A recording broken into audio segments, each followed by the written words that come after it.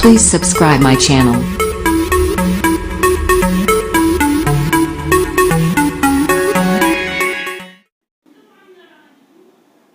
Hello दोस्तों, मैं प्रशांत श्रीवास्तव आपका प्रशांत एजुकेशन सेंटर मऊगंज में हार्दिक स्वागत करता हूं। जैसा कि आपको पता है कि हमारे इस यूट्यूब चैनल पर आरआरबी, एनटीपीसी और एसएससी, एमपीपीएससी जैसी परीक्षाओं के लिए तैयारी कराई जा रही है। तो आपको हम बता दें कि आज की क्लास में हम फिजिक्स के यानी भौतिक विज्ञान के 30 मोस्ट इम्पॉर्टेंट क्वेश्चन लाए हैं, जो कि परीक्षा की दृष्टि से बहुत ही महत्वपूर्ण है, जो कि परीक्षाओं में कई बार पूछे गए हैं प्रश्न। ऐसे प्रश्न हम आपके लिए लाए हैं।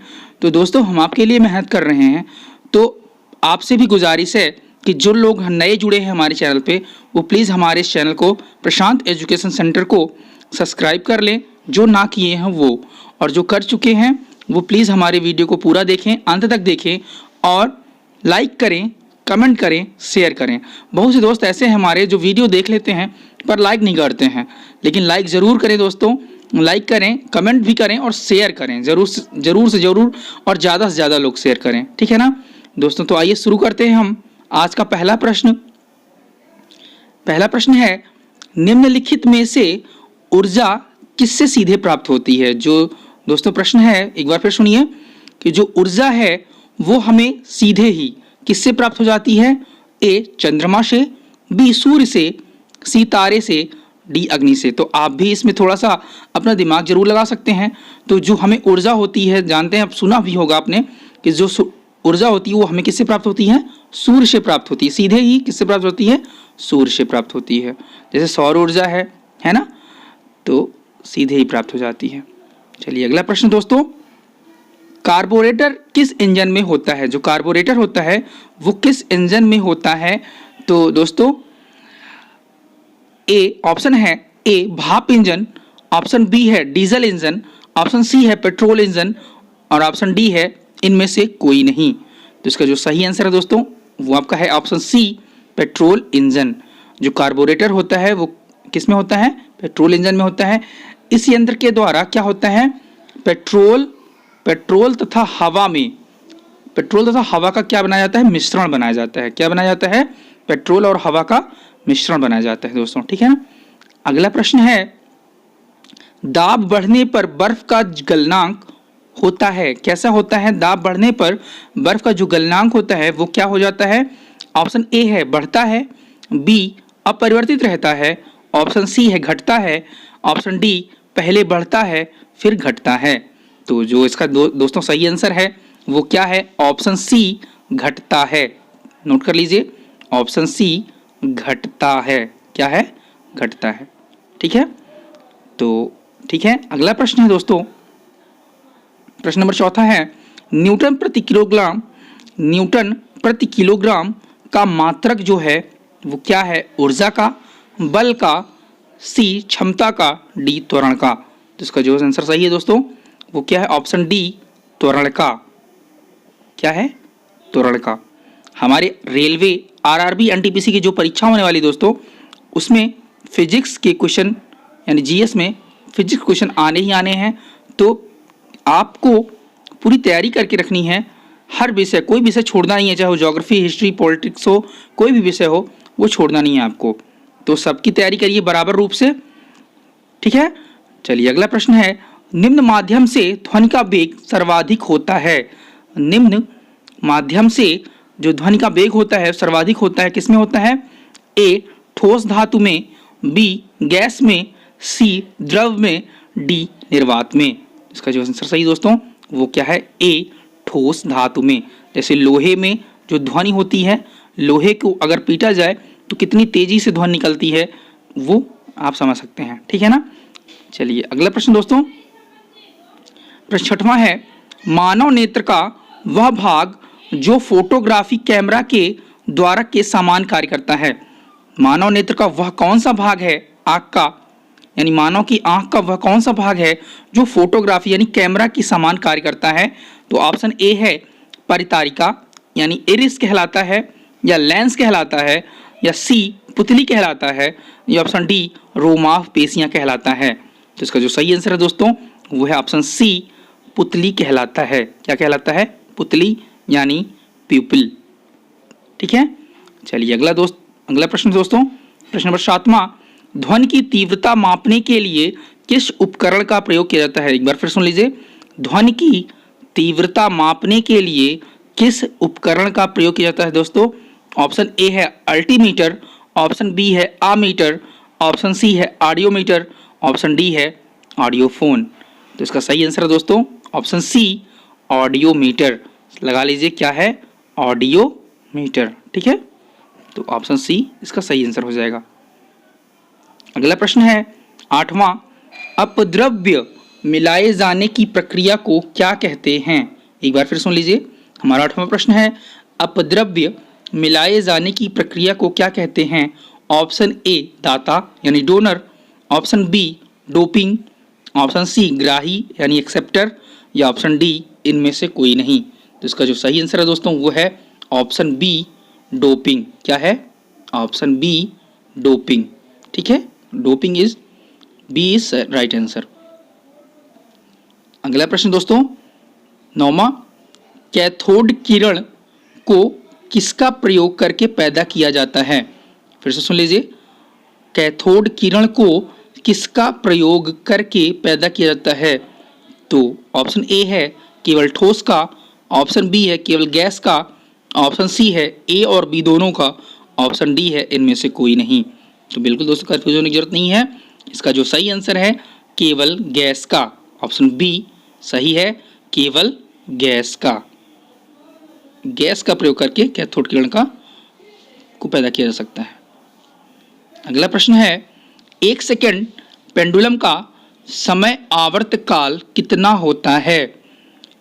तो ऑप्शन ए है 3 सेकेंड, ऑप्शन बी है 2 सेकेंड, ऑप्शन सी है 4 सेकेंड, ऑप्शन डी है इनमें से कोई नहीं।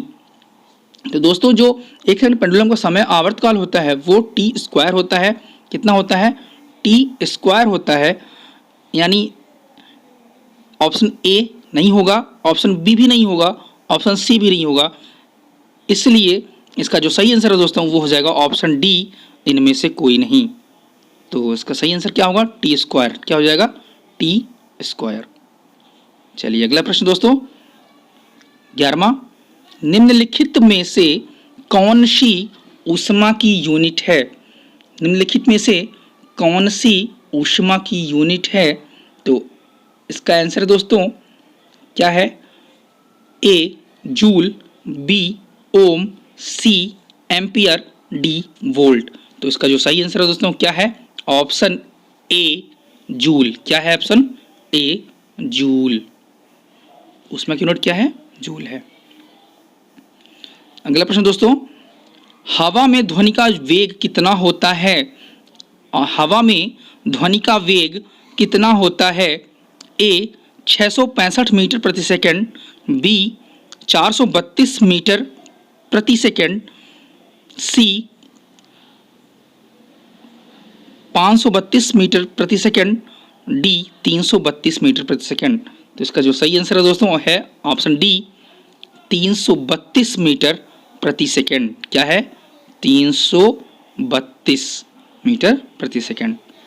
चलिए अगला प्रश्न दोस्तों, प्रश्न नंबर 13, किलोवाट घंटा किसका मात्रक है? किलोवाट घंटा किसका मात्रक है? तो इसका ऑप्शन है दोस्तों विभवांतर, बी शक्ति, सी आवेश, डी ऊर्जा। तो दोस्तों इसमें बिल्कुल आपको कंफ्यूज होने की जरूरत नहीं है। जो किलोवाट होता है, किलोवाट शक्ति का होता है, लेकिन जब इसमें घंटा लग जाता है किलोवाट घंटा, तो वो हो जाता है ऊर्जा का मात्रक। तो इसका सही आंसर दोस्तों वो है ऊर्जा। ठीक है, चलिए अगला प्रश्न दोस्तों, लेजर का आविष्कार किसने किया था? तो ऑप्शन ए है न्यूटन ने, बी प्लवन ने, सी टी.एच. मेमन ने, डी क्लार्क ने। तो इसका सही आंसर है दोस्तों टी.एच. मेमन ने। लेजर का जो आविष्कार किया था किसने किया था? टी.एच. मेमन ने। ठीक है, नोट कर लीजिए दोस्तों। अगला प्रश्न है, मनुष्य के नेत्र रेटिना पर प्रतिबिंब बनता है। मनुष्य के जो नेत्र रेटिना पर कैसा प्रतिबिंब बनता है दोस्तों? ए काल्पनिक एवं उल्टा, बी काल्पनिक एवं सीधा, सी वास्तविक एवं सीधा, डी वास्तविक एवं उल्टा। ठीक है दोस्तों, तो इसका जो सही आंसर दोस्तों वो है डी वास्तविक एवं उल्टा। कैसा बनता है? वास्तविक एवं उल्टा बनता है दोस्तों। ठीक है ना। अगला प्रश्न है, इंद्रधनुष सदैव किस दिशा में बनता है? ध्यान से सुनिएगा दोस्तों। प्रश्न नंबर 16 है, इंद्रधनुष सदैव किस दिशा में बनता है? ए उत्तर दिशा में, बी सूर्य के सामने, सी सूर्य की विपरीत दिशा में, डी पश्चिम दिशा में। दोस्तों जान लीजिए, जो इंद्रधनुष होता है वो सदैव सूर्य की विपरीत दिशा में बनता है। इसका आंसर सही हो जाएगा ऑप्शन सी जो होता है, अगर प्रातः काल में बना तो वो पश्चिम दिशा में बनेगा, और शाम के समय अगर वो बनता है तो पूर्व दिशा में बनेगा। यानी कहने का मतलब है कि जब भी बनेगा वो सूर्य की विपरीत दिशा में बनेगा, कभी भी बनेगा तो सूर्य की विपरीत दिशा में बनेगा। तो सी इज राइट आंसर। चलिए दोस्तों, अगला प्रश्न है, चंद्रमा पर गुरुत्वाकर्षण पृथ्वी के मुकाबले कितना हो जाता है? प्रश्न नंबर 17 है 17, चंद्रमा पर गुरुत्वाकर्षण पृथ्वी के मुकाबले कितना हो जाता है? दोस्तों तो समझिएगा, ऑप्शन ए है, पहले ऑप्शन सुन लीजिए, ए छठा भाग रह जाता है, ऑप्शन बी 6 गुना हो जाता है, ऑप्शन सी आधा रह जाता है, ऑप्शन डी 2 गुना हो जाता है। तो इसका पहले आंसर जान लीजिए दोस्तों। इसका जो सही आंसर है वो है ए छठा भाग रह जाता है, यानी 1/6 रह जाता है। किसके मुकाबले? चंद्रमा पर गुरुत्वाकर्षण जो है पृथ्वी के मुकाबले कितना हो जाता है? छठा भाग रह जाता है। कैसे? जैसे मान लीजिए आपका वजन 60 किलो है, जैसे मान लीजिए पृथ्वी पर आप रहते हैं तो एक इंसान का वजन कितना है? 60 केजी है। तो अगर वो चंद्रमा पर जाएगा तो उसका वजन हो जाएगा 10 किलो, यानी 1/6, यानी 10 क्या हो जाएगा? 1/6 हो जाएगा, तो 10 छक्का 60, यानी 10/6, 6 कम और 60 में क्या कर दीजिए? 6 का भाग दे दीजिए, 6 कम 6 दाम 60, तो 1/6 हो जाएगा, यानी घट के कितना रह जाएगा? केवल छठा भाग रह जाएगा। अगर 60 किलो के यहाँ पे तो केवल 10 किलो के हो जाएंगे। ठीक है ना। चलिए अगला प्रश्न दोस्तों, प्रश्न नंबर 18, क्यूरी किसकी इकाई का नाम है? क्यूरी किसकी इकाई का नाम है? तो वो है ऑप्शन ए ऊष्मा का, रेडियो एक्टिव धर्मिता का, तापक्रम का, या ऊर्जा का। तो दोस्तों इसका जो सही आंसर है वो है रेडियो एक्टिव धर्मिता का, रेडियो एक्टिव धर्मिता का। तो ऑप्शन बी सही है। क्या हो जाएगा? रेडियो एक्टिव धर्मिता का। प्रश्न नंबर 19 है, चुंबकीय क्षेत्र का मात्रक होता है, चुंबकीय क्षेत्र का मात्रक होता है, option A henry, option B gauss, option C domain, option D weber. ठीक है ना। इसका जो सही आंसर है दोस्तों वो क्या हो जाएगा? क्या हो जाएगा? Option B gauss. क्या हो जाएगा? Option B gauss. चलिए दोस्तों अगला प्रश्न है, प्रश्न नंबर 20, रेडियम की खोज किसने की? रेडियम की खोज किसने की? ऑप्शन ए मैडम क्यूरी ने, ऑप्शन बी सीवी रमन ने, ऑप्शन सी जॉन डाल्टन ने, ऑप्शन डी मार्कोनी ने। तो इसका जो सही आंसर है दोस्तों वो हो जाएगा ऑप्शन ए मैडम क्यूरी ने। ध्यान रखिएगा दोस्तों, जो रेडियम की खोज की थी वो किसने की थी? मैडम क्यूरी ने की थी। चलिए ठीक है दोस्तों, अगला प्रश्न है आज का 21वां, ज्योति तीव्रता, ज्योति तीव्रता को किससे मापा जाता है? ऑप्शन ए है जूल, ऑप्शन बी है रेडियन, ऑप्शन सी है कैंडेला, ऑप्शन डी है केल्विन।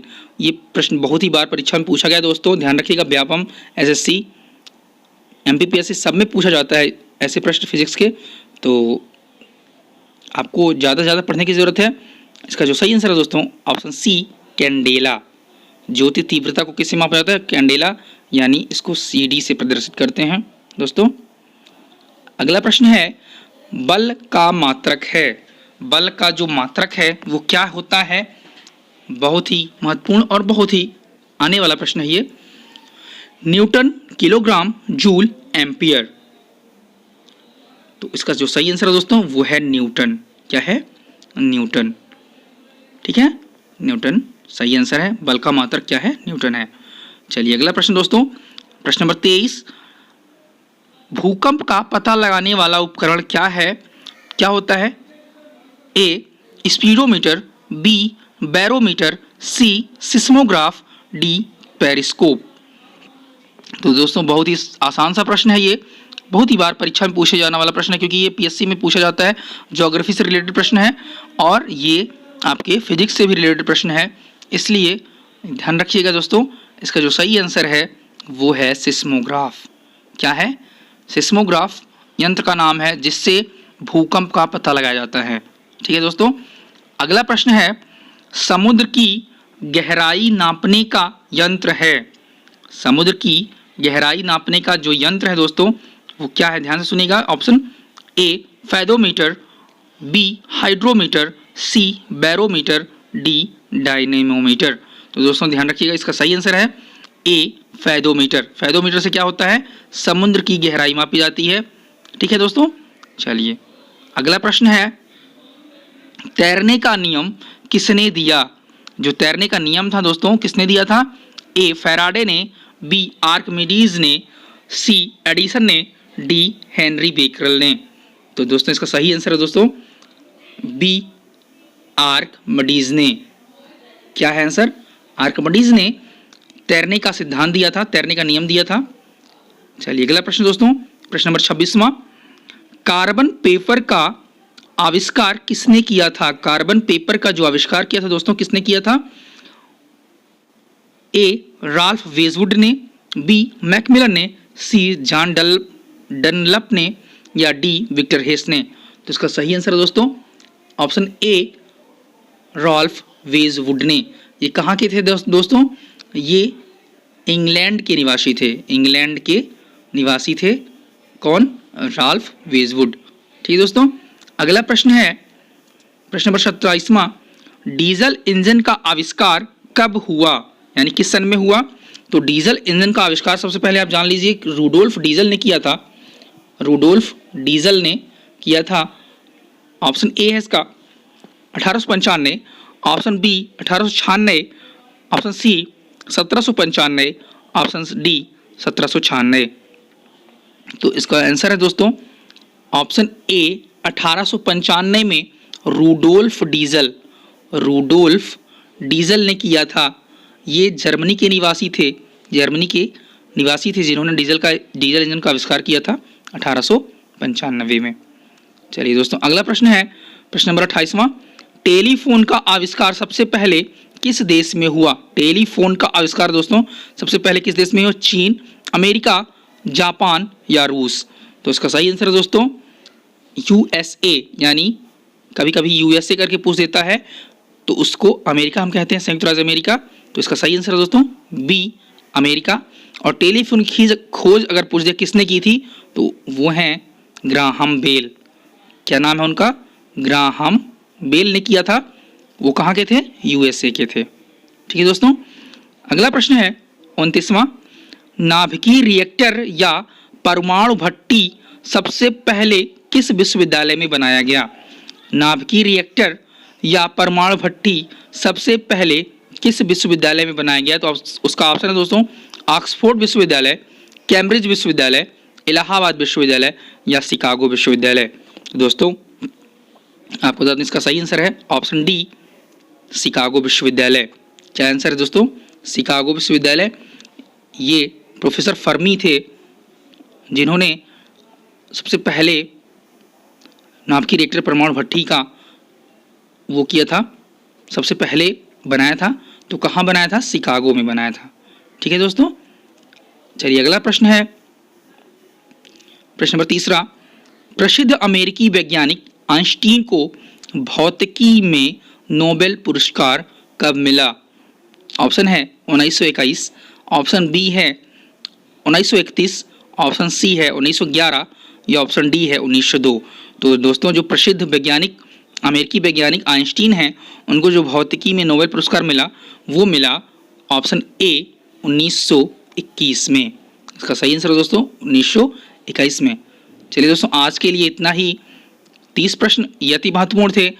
उम्मीद करता हूँ आपको पसंद आए होंगे और आप वीडियो को पूरा देखिए, अंत तक देखिए, तभी आपको जानकारी मिलेगी और आपकी परीक्षा के लिए भी हेल्पफुल होगा। तो दोस्तों, आपके लिए आज हम विदा लेते हैं और उससे पहले आपको एक बार फिर से कहते हैं कि प्लीज़ हमारे चैनल को आप सब्सक्राइब करिए। प्रशांत एजुकेशन सेंटर माऊगंज।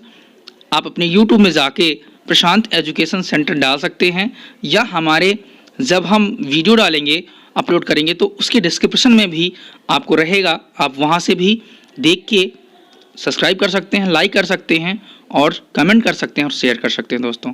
तब तक के लिए धन्यवाद।